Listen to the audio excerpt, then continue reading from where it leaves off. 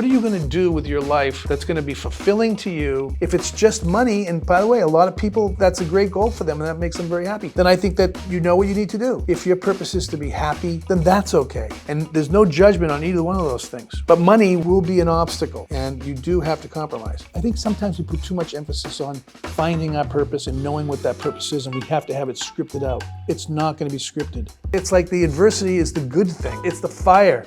It's the motivation. Welcome back to Power Theory. I'm Russ Ouellette. I've been an executive coach for 20 years and have been studying organizational development for a very long time, and it is totally my purpose and my passion. This podcast series is going to be about helping people find their purpose, find their personal power, their confidence, and create great, confident leaders for the future. Today we're going to talk about actually finding your purpose. I often get questions about purpose, and so I have one here. I've been struggling with finding my purpose in my leadership role lately. What advice do you have for someone who's feeling a bit lost in their career journey? First of all, I wouldn't think of it as a career journey. I think you have to think of it as your life journey. Career is part of life. It's not something that's extra or something on the side. So, I mean, I know that's a hard concept for most people because we mostly try to separate our personal lives from our professional lives, but really it's one life, and that's just one balance and one part of it. If we think of it as a life purpose rather than a career purpose, it's going to inform us a lot more, and it's probably going to provide us a lot more happiness. You always hear it in the frame of, I want to find my purpose. I don't think you find your purpose. I think what happens is your purpose finds you. In order to find that purpose, or in order for the purpose to find you, you need to go on a journey. I think that sometimes, I know young people that'll say, geez, I'm graduating from high school, I'm going to college, and I don't really know what I want to do. But all my friends seem to know they're going to be doctors, lawyers, and accountants. And what I tell that young person is, none of those people are going to be doing those things in 10 years. They're going to be doing something totally different. They might get a degree in law and then find themselves doing something totally different. That's pretty normal. It's like going on the journey in the direction of law, but as you go through that experience, it's going to change and it's going to morph and go in a different direction. If we get too hung up on, I have to find my purpose, like right now, so I know exactly what I'm going to do, it might work, and it probably works for a lot of people, and a lot of people don't think about it too much. But if we are thinking about it, I almost want you to let go of it. I almost want you just to kind of, dig into what direction and what journey I'm going to make. Let me give you a kind of a metaphor here. I recently took a drift boat raft with some friends, and we went down the Saco River up in New Hampshire. And we're not experienced at this. We knew that we wanted to practice drift boat fishing, and we knew we wanted to explore some rivers, but we weren't really sure exactly how to do it. I read some books, I looked at some YouTube videos on how to do it. I researched what rivers I wanted to do, and the Saco seemed like a really good place to go. In my estimation, it would have been a 3-hour, drift down the river with some spots to fish, and maybe it's 4 hours. So my friends go up there. We don't really know exactly what we're doing. We know that we're interested in rafting. We know we're interested in exploring these rivers. We're not really sure exactly the application of how to apply it, but we're interested in it. So we go in that direction. We get to the river and we realize, oh my God, it says it's 4 hours long, between 4 and 5 hours, to get down the river. So, okay, well maybe there's some places we can take out a little earlier so we don't have to spend so much time. So we put the raft on the water and we start going down. We don't know what to expect. We've checked the water levels. We know so we've done our homework. We kind of know generally what to expect. But we get in there and we find we don't know what to expect. Going in, I wasn't very confident about rowing this drift boat, and one of my passengers was an expert at it. So he sat in behind me and he kind of coached me as I was doing it. Well, we found ourselves getting into situations that were difficult for me to do, and his instructions weren't good enough to help me, and I finally had to take control myself. I needed to say, okay, stop with the advice because I can't follow your instructions, and I'm going to do it the way that I learned how to do it, and I started doing it my own way. And I noticed I was having some success with that. And then when we got about 2.5 hours into this, and I'm like, okay, well, we've had enough. We've practiced enough. This boat's not meant to drift for 7 hours. It's really meant to go someplace and fish. So let's try to find a place to get out. We couldn't find a place to get out. And it's hot. and the sun's beating down on us.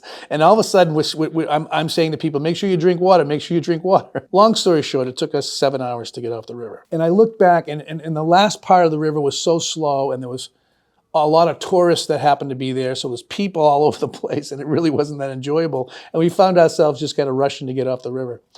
And we, afterwards we're sitting around having a beer, and we said, well, that was a rough day. We didn't plan that very well. We failed at this, that, and the other thing. But after we had a beer, we reflected, and we said it was actually a very successful trip. What made it successful? Well, first of all, I did find my purpose with the raft. I understand what the raft's for now. I understand what I want to do with it. It might not be, it's rated for Class 3 rapids, but I'm not interested in Class 3 rapids. It is a fishing boat. I'm interested in fishing. I'm interested in taking it someplace and fishing with it. I discovered that. I understood how to do homework. I understood I practiced on how to row through some rapids. I learned so much from that experience, and I found my purpose when it comes to using this equipment and doing this style of fishing.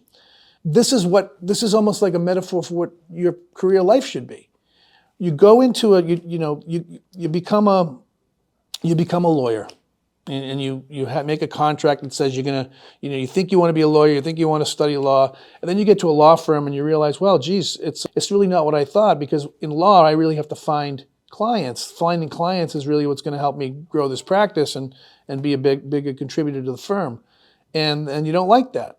So you didn't know that going in, but you discovered it as you went, and then you take a job as a corporate counsel, at a company.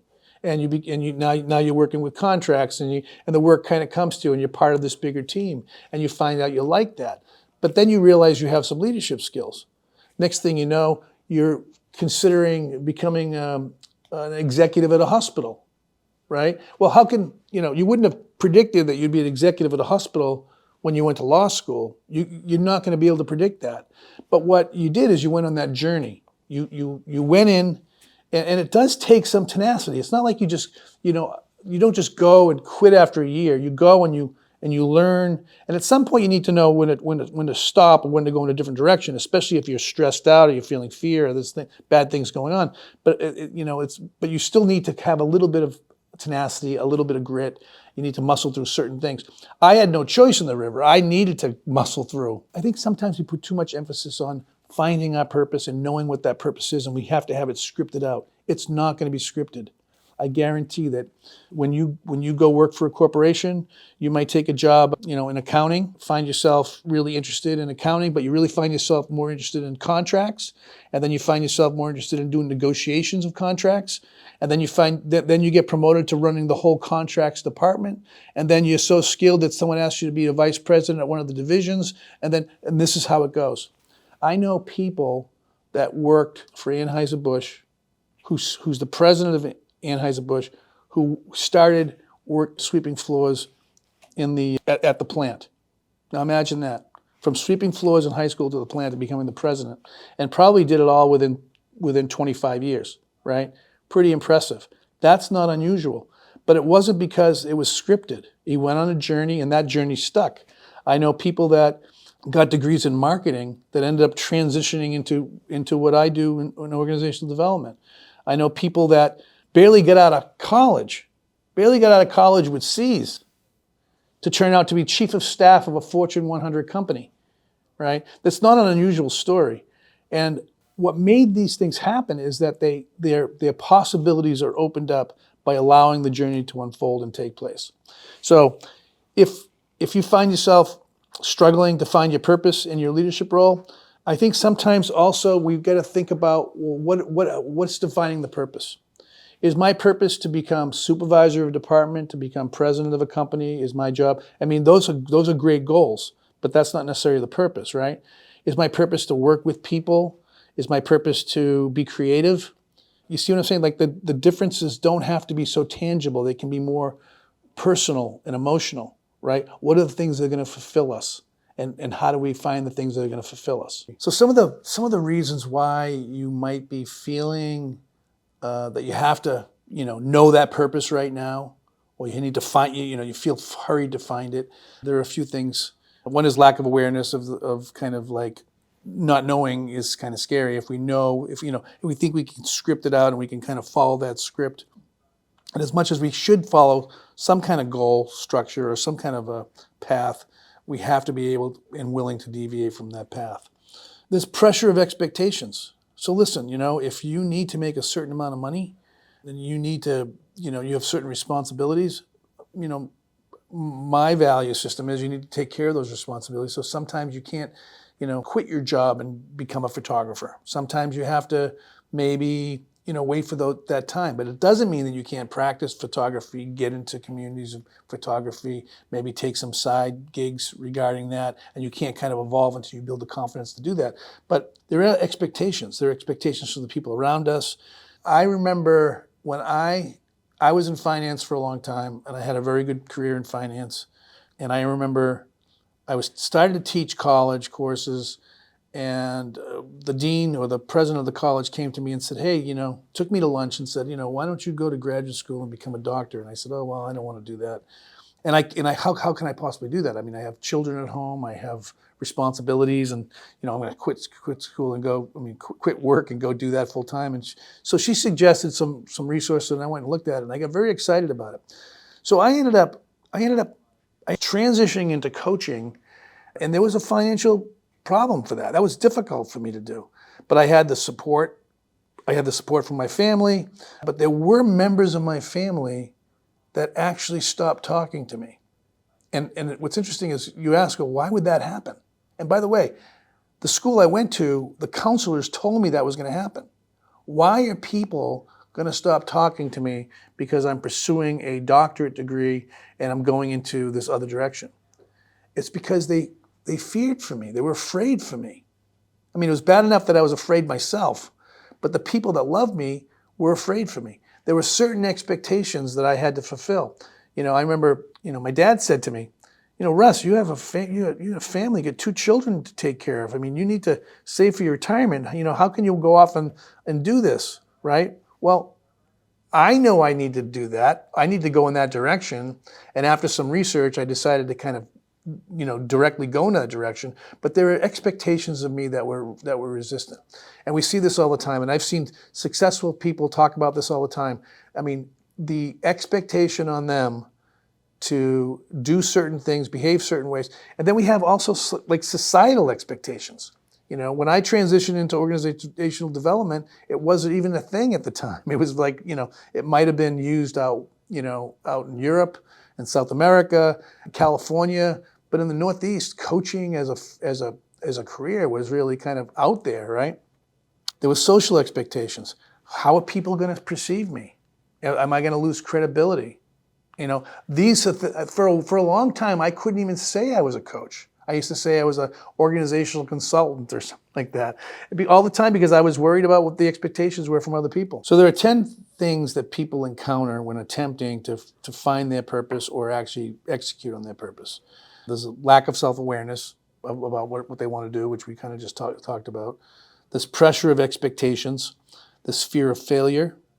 Limited exposure, changing interests, lack of clarity, external pressures, culture and societal norms, lack of support, and overemphasis on money. Let's kind of talk about some of these things. So I just talked about self-awareness, and I just talked about, pressure of expectations. The fear of failure is like critically important, right?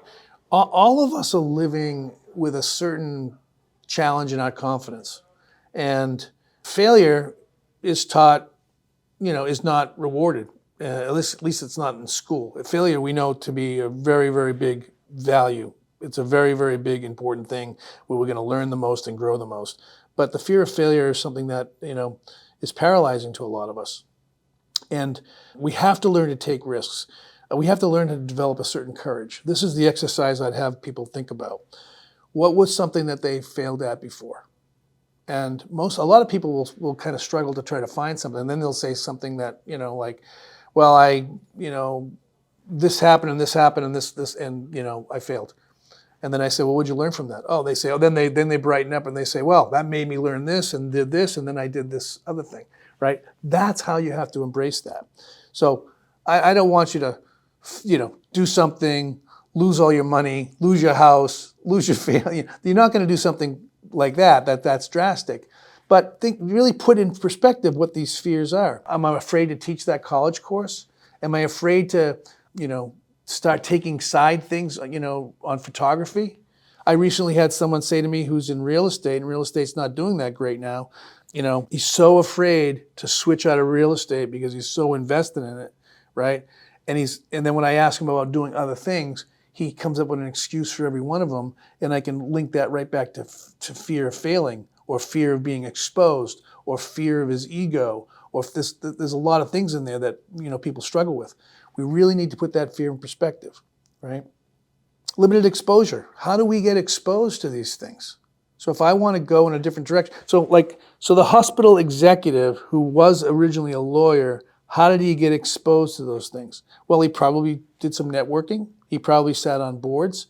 He probably exposed himself to other people, or people saw him work and then went to him and said, I think that you're really good at this. We'd like you to think about something else. And things evolve, right? Someone that's been working in a company for 20 years that started out as an executive assistant, slowly got exposed to other areas of the company over time until eventually she had, a working awareness of all kinds of things and could actually start kind of strategizing and going to the things that were interesting her the most. And in this particular situation, this person's really interested in finance. She's found really talented finance, and now she's pursuing being the CFO for that company, right? Someone that was once an executive assistant. So, we get exposed by other people, and how to get to other people is to get involved. I think, volunteer for something. I know it sounds silly. Get on a board. Just go volunteer. Just do something. Get engaged.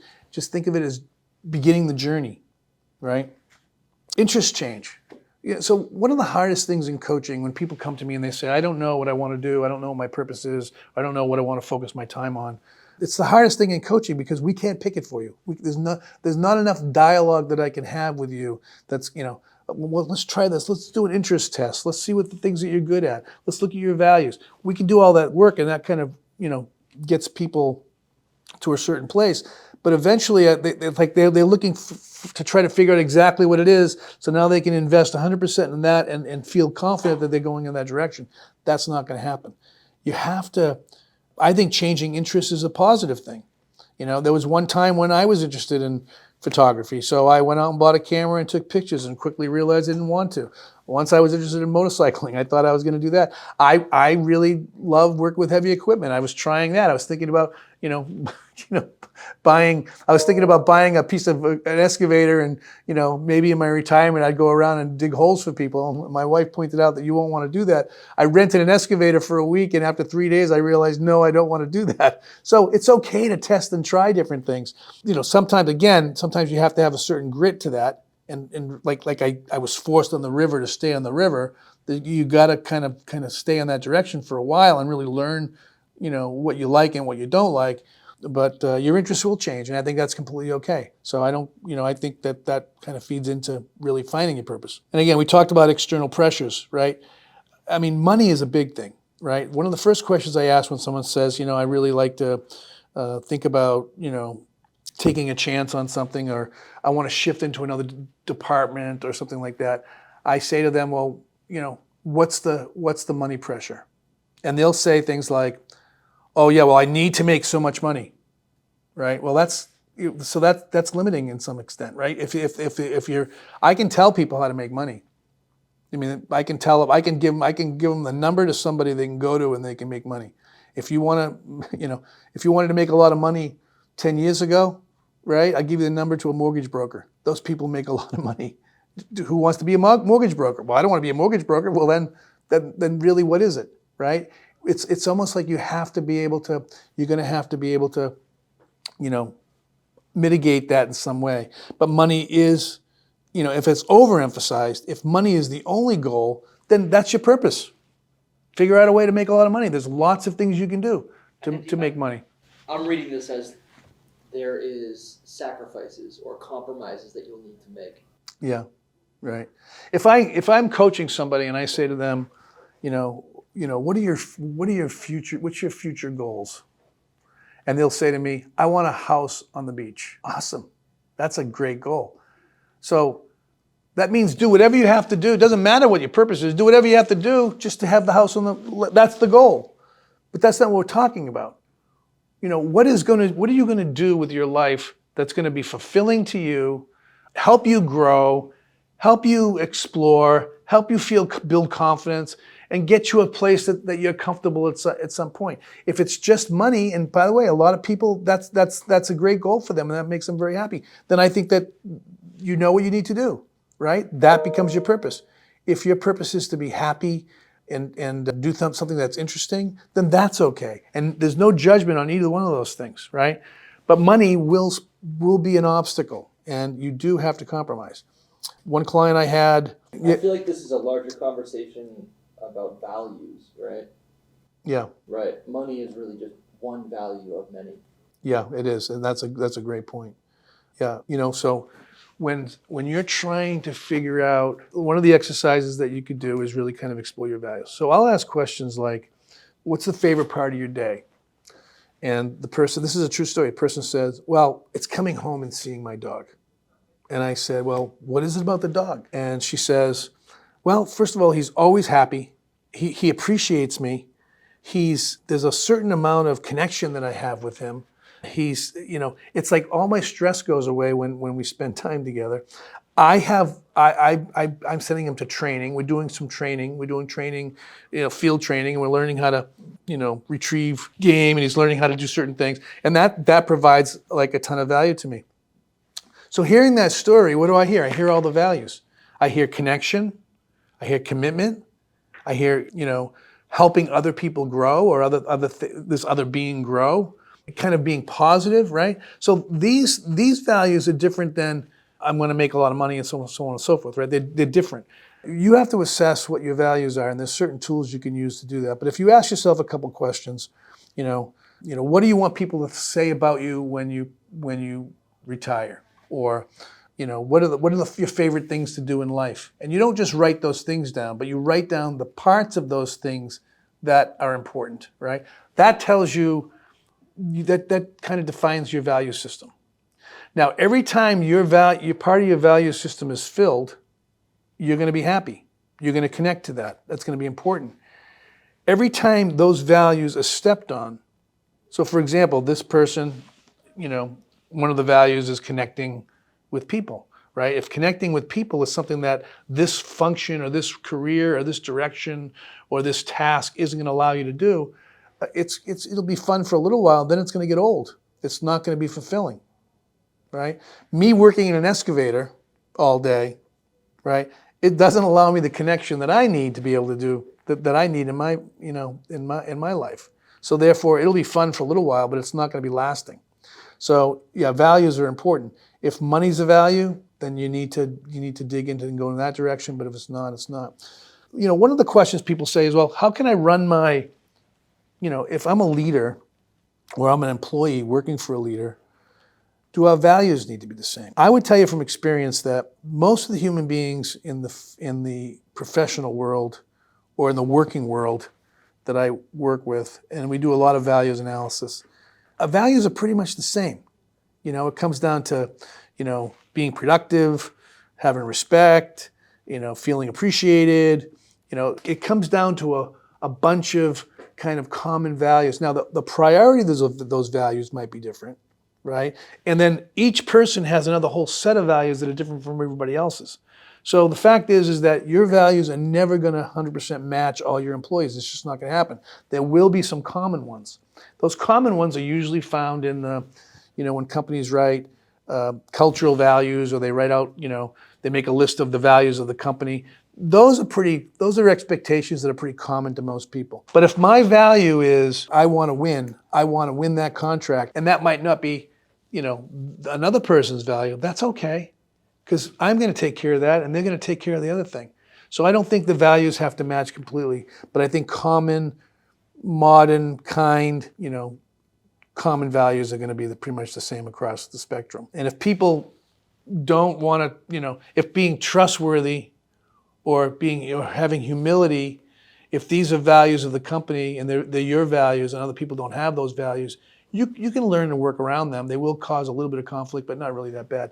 But if you know what those are, then you can kind of figure out where you belong and what your purpose is. Another concept that's interesting is people will say, I'll hear more mature workers that are kind of towards the end of the career say, what do I want my legacy to be? It's like, I think legacies are great, but I don't think it's something you create. It's something that's born from the work that you did while you're working on your purpose. So just want to clarify, right? So it's almost like we go on a journey, we find some purpose in that journey. Eventually we kind of find our purpose. We might become self-actualized in that if we're lucky, right? And then the next step would be, what's my legacy? Well, your legacy, is not something that you can construct at that point. It's being constructed for you. So I wouldn't focus so much on the legacy. I would just, again, focus on the journey. So what are some examples of people, that kind of changed their purpose, right? Merkel, who was the president of Germany for a number of years, has now shifted and she's completely changing her direction and she's kind of finding her new purpose. Jeff Bezos is, he's not running Amazon anymore. He's going to do other things. There's lots of examples of leaders doing that. Churchill never found his purpose really until the end of his career. He was a failed businessman. Ulysses S. Grant was a military guy, and if you read anything about Grant, he was really a solid, good, kind human being. He really was a great guy. When he got into the military, he kind of found what he wanted to do. He retired from the military because of some bad situations that happened. Went into private. He failed every business he tried to make. When he finally went back in the military, he found his purpose again. He was found by Lincoln because that purpose was being fulfilled for him, right? Even though there was a bad military record. There's all kinds of, you can go look at that whole thing and say, how the heck did he become the general of the Civil War? He did it because he knew that's where he belonged and that's where he went.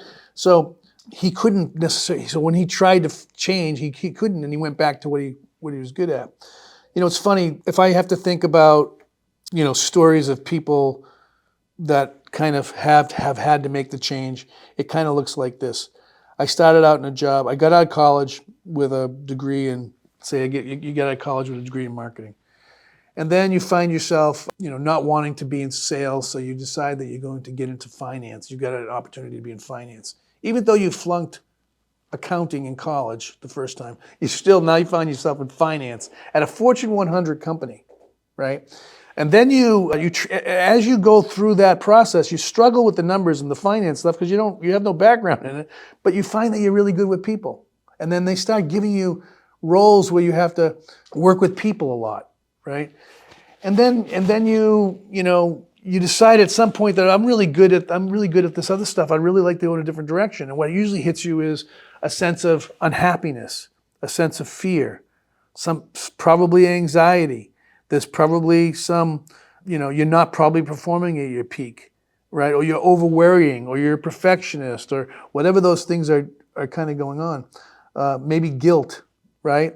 Loved ones pushing back. All that stuff's happening. What you can do is you can start journaling. You can start practicing mindfulness. You can start reaching out to mentors and asking people, I would not ask your friends, and I'd be careful about only the closest friends maybe you want to share this stuff with, because everybody's going to try to be negative and tell you, what's your backup plan and all that. Talk to people in the field or in the area you want to go in. Start finding out what their journey was. Do research on people that have been very successful at certain things and slowly start making that transition. If you have a certain amount of money that you need, put money aside, right? Put a note to yourself and address it 6 months ahead, and then 6 months open it up and see if you've achieved those goals or if you're in the right place in the same place. We live in a society where it's really not, it's not really hard to find a job. If you want to find a job, you can find a job. You will be able to feed your family. But, you are going to have to make commitments about what the transition is. Can you validate that last statement in 2023? Because I think that sentiment has been true for a long time, but we are seeing inflation. Groceries are incredibly expensive. Everything seems to be really expensive. I don't know. Can you validate that to any further extent? Yeah. So this is the deal. People have been talking about this my whole life. When I was 18 years old, right? When I bought my first house, the interest rate was 18%, right? During the Carter administration, inflation was out of control. But if I had bought a house then, it probably would be worth $2 million today, right? Like, it's like, you got to put this in perspective. There's an evolving thing. Now, we can live in fear that the whole sky is going to fall, but that's not necessarily going to do us any good. So yeah, so the answer to the question is, if we're allowing, all those are realities, and we want to be smart about what we do with money and how we kind of engage in those things. But if we're constantly worried about every little thing that's going to happen, we're going to be paralyzed and we're going to do nothing. We're just going to sit there and rot and be miserable.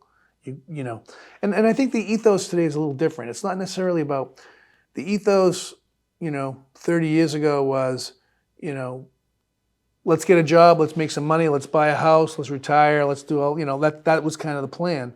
Today, the ethos is a little different. People really want to be self-actualized. People are kind of paying more attention to happiness, right? Maybe I don't want to work, maybe I thought I wanted to work at a marketing agency, and I tried that, it didn't work. But what I did like is I liked really the writing part of that. So now I follow the writing part of that.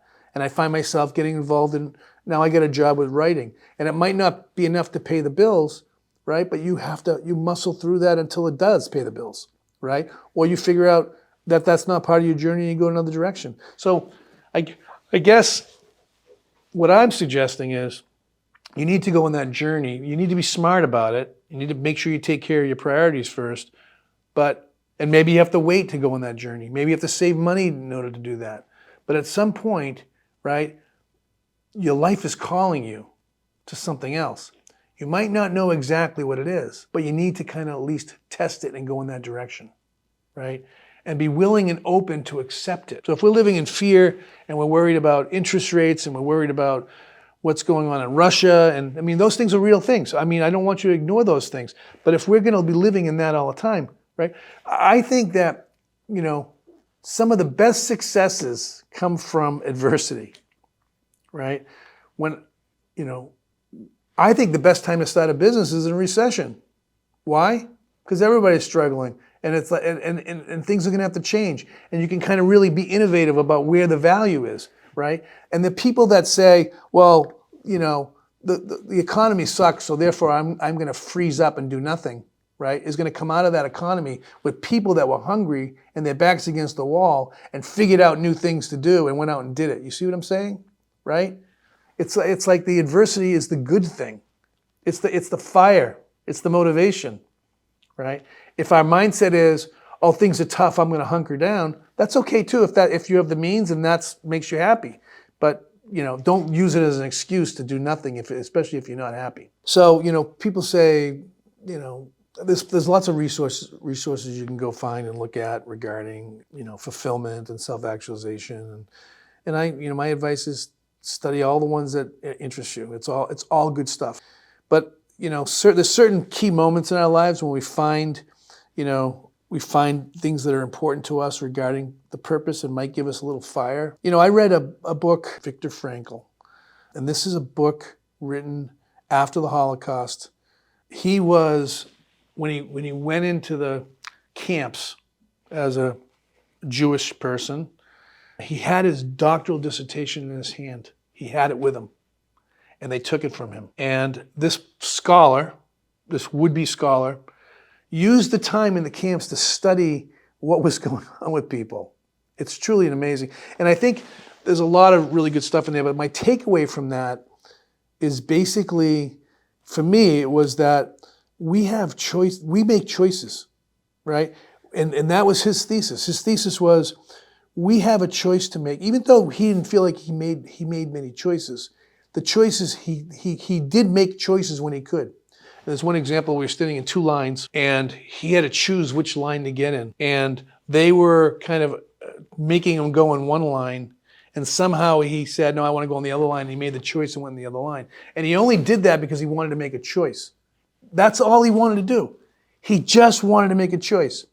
Well, he made the choice that turned out to be, and I won't tell you the punchline, he made the choice that was in his benefit. And the lesson to me was, we all have choices. We make choices every day. It's not so much you make the right choice, just make a choice. You're in control of your life, right? Go on that journey, make those choices as you go, and enjoy it. So thanks for spending some time today listening to this. If you want to hear more and you want to learn more about your personal power, your personal agency, your personal success, and your professional success, please subscribe. Also leave comments. That'd be great to hear and interact with you on that. And we'll see you next time.